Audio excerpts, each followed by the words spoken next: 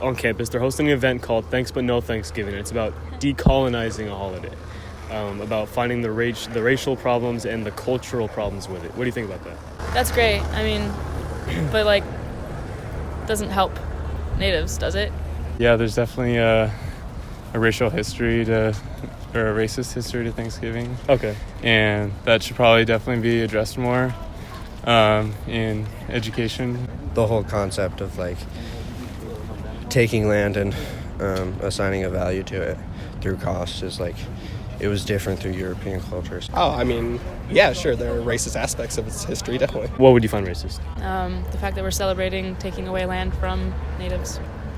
Okay. It's pretty racist. Well, just about honestly, I'm not super educated on the topic, but I just know that it has to do with the way that the settlers kind of treated the native.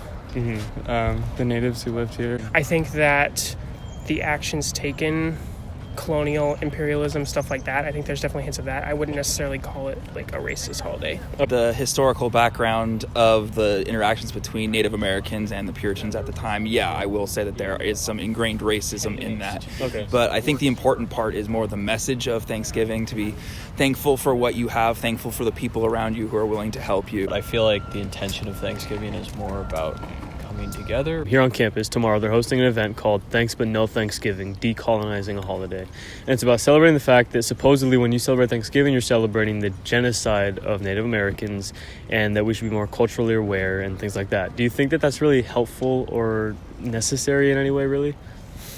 I think that it speaks to a fringe of students, or maybe that's not even a fringe anymore. I think it speaks to a certain class of people, and I think that that's the best way that they know how to express themselves. I don't think it's the most constructive way to express it. I fully recognize that there's issues with the holiday and everything, but I think that there are more constructive ways that it could be expressed. I mean, it's great. We can talk about it, but people are still going home for Thanksgiving, spending thousands of dollars on plane tickets to celebrate it. So do you think Thanksgiving shouldn't be celebrated at all then, or? Yeah, we can definitely, it doesn't even have to be not celebrated, but if we can change it to, instead of feeding ourselves, maybe feeding natives or donating to natives. Do we really need a giant feast every, thing? I don't know, just thoughts. I mean, I'm not surprised. Okay. It sounds like something that would happen at a liberal arts college. If you view it as racist, you can have your own opinions and do it whatever you want.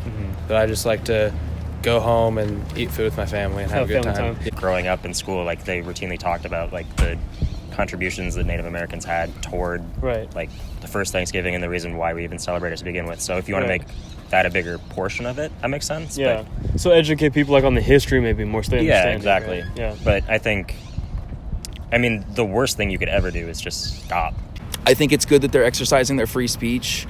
I don't know how many people they will be able to reach with that message, but more power to them. It makes people, especially in this era of political strife and everything, it just pulls people to either one side or the other, and it makes other people uncomfortable with expressing their views and anything like that. And I think that's a bigger problem than maybe necessarily having that expression sometimes, because if we can't all talk to each other about it, then why are we even protesting or anything like that? Right.